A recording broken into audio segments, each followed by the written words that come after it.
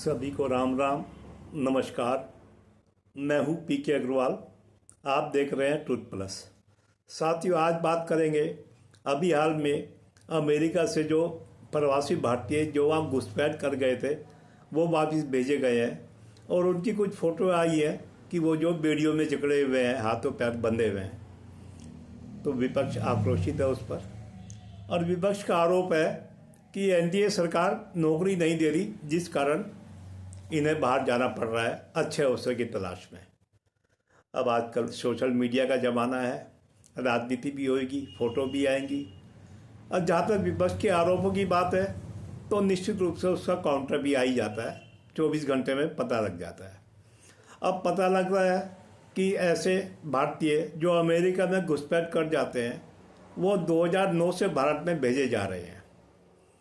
तो अब प्रश्न, अगर नौकरी वाली बात करी जाए तो क्या यूपीए सरकार के जो आज करता धरता है, जो यूपीए सरकार के समर्थक हैं, वो ये भी स्वीकार करेंगे कि यूपीए सरकार ने भी उन्हें नौकरियां नहीं दी थी, इसीलिए वो गए थे। अच्छा, दूसरा, यूपीए सरकार ने नौकरियां नहीं दी थी, साथ में ये भी मानना पड़ेगा कि भारत में नौकरियां अगर नहीं है तो फिर बांग्लादेशी भारत में कैसे आ रहे हैं, उन्हें नौकरी कौन दे रहा है? ये तो वही लोग हैं ना जो सीए की आड़ में एनआरसी के अगेंस्ट एनआरसी का विरोध करने के लिए आंदोलन करना शुरू कर दिए थे। क्या ये एनआरसी का समर्थन करेंगे?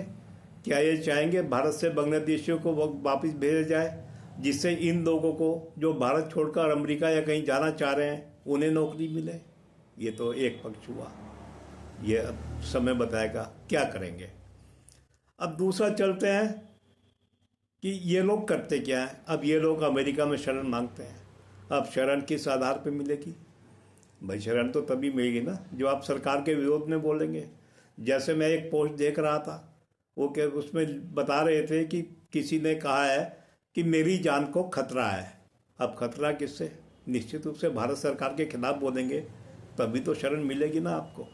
अब सबने क्या कहा है, ये सारे डॉक्यूमेंट तो अमेरिका के पास होंगे। भारत सरकार को पता लगेंगे नहीं लगेंगे मैं नहीं जानता, और भारत सरकार को पता भी लग गए, हम तक पता पहुंचेंगे नहीं पहुंचेंगे मैं नहीं जानता। वैसे तो ये खबर पब्लिक डोमेन में आई है, मैं अच्छी बात कहूँगा इसे। कम से कम जो लोग भारत से पलायन करके भाग कर दूसरे देशों में घुसपैठ करते हैं वो उन्हें सावधान हो जाना चाहिए कि वो पैसा भी खर्च करेंगे, अपमानजनक रास्ते से जाएंगे भी, जैसे डंकी रोड सुना जाता है, और अमेरिका जाकर भी छुप छुप कर रहेंगे, जेलों में भी रहेंगे। अब विपक्ष का आरोप है कि इन्हें हथकड़ी लगा के लाया गया। ठीक है, फोटो भी आई है। तो क्या ये जो 2009 वाले में आए थे, इन्हें क्या बिना हथकड़ी के लाया गया? मुझे नहीं पता। अगर नहीं लाया गया होगा तो हथकड़ी लगा जेल में तब भी रखा गया होगा। ये मैं अपने अनुमान से कर रहा हूँ। अब यूपीए सरकार में तो पारदर्शिता कम थी, उस समय तो हमें सूचना मिली नहीं, आज हमें पता लग रहा है ऐसा हो रहा है। अब यूपीए सरकार में जो पत्रकार मोदी से हर खबर जानना चाहते हैं, हर बात पूछना चाहते हैं, इन खबरों में तो चुप रहे वो। इन्हें क्या कहें? आज के मीडिया को तो आप गोदी मीडिया कह देते हैं। जो मीडिया उस समय ये खबर नहीं बता पाया या जिसे ये खबर नहीं पता लगी, उसे क्या पिद्दी मीडिया कहना गलत था? ये हुआ। एक बात मैं पूरे देश से कहूँगा, उन लोगों से जो विदेश जाना चाहते हैं। अब मैं जैसे वीडियो देख रहा था, एक बता रहे थे कि मेरे 2.5 एकड़ ज़मीन थी, जिसमें 2 एकड़ ज़मीन बेची लगभग 50-60 लाख रुपए की, एजेंट को पैसे दिए अमेरिका बजाने के लिए। यानी आपने भारत का भी धन गंवाया, आप अपमानजनक रास्ते से भी गए, अमेरिका जाके भी आप अपमानजनक स्थिति में रहे, और उसके बाद आए भी आप अपमानजनक स्थिति में। तो आप सोचें, क्या 50-60 लाख रुपए में क्या आप कोई काम नहीं कर सकते? ये मैं उन सभी से कह रहा हूँ जो समझते हैं अमेरिका में ज़्यादा अवसर है, विदेश में ज़्यादा अवसर है, विदेश में जाने के लिए अलग अलग तरीके से गलत तरीके अपनाते हैं। भाई, 50-60 लाख रुपए में आप क्या काम नहीं कर सकते? अगर मेरे ख्याल से 10 लाख की रेंज में, 10-12 लाख की रेंज में आप एक टैक्सी लेकर टैक्सी चला सकते हैं। अगर आपका ज़मीन, जैसे मैं इस ज़मीन का केस में बोल रहा हूँ, अगर आपकी ज़मीन हाईवे पे है तो आप एक ढाबा खोल सकते हैं। ढाबे के लिए आपको ज़्यादा नहीं ज़मीन बेचनी पड़ेगी, बनाने के लिए हो सकता है बैंक से लोन भी मिल जाए। सरकार आजकल कृषि विविधीकरण पर जोर दे रही है, आप वो भी कर सकते हैं। कृषि विविधीकरण वो किसान ज़्यादा जानते होंगे, मैंने तो सिर्फ नाम सुना है कि मैं किसान नहीं हूँ। आजकल सरकार विलेज टूरिज्म पर भी बहुत ध्यान दे रही है।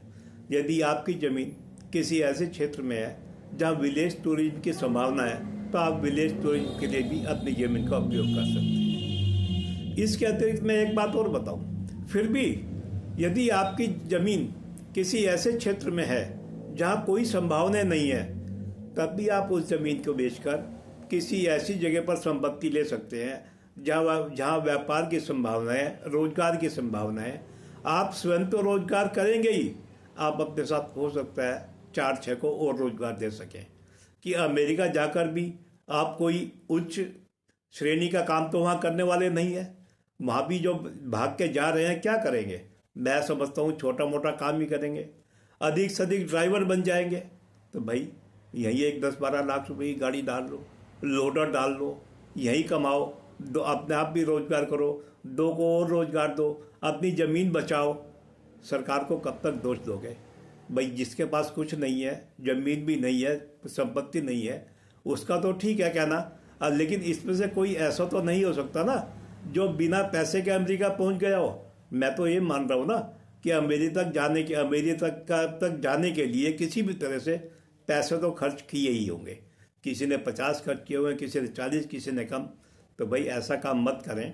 आप कुछ नहीं करें, ड्राइविंग सीख लें, ड्राइविंग लाइसेंस ले लें, टैक्सी ले लें, टैक्सी चलाना शुरू कर दें। सस्ता काम है ये।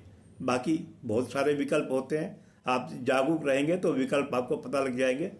तो मैं अनुरोध करूँगा कि जो लोग ऐसा चाहते हैं वो ये वीडियो देखें, समझें और अपने परिवार के, अपने हित के लिए काम करें। तो वीडियो पसंद आए तो वीडियो को लाइक करें, वीडियो को शेयर करें, चैनल को सब्सक्राइब करें। फिर मिलते हैं अगले वीडियो में। धन्यवाद।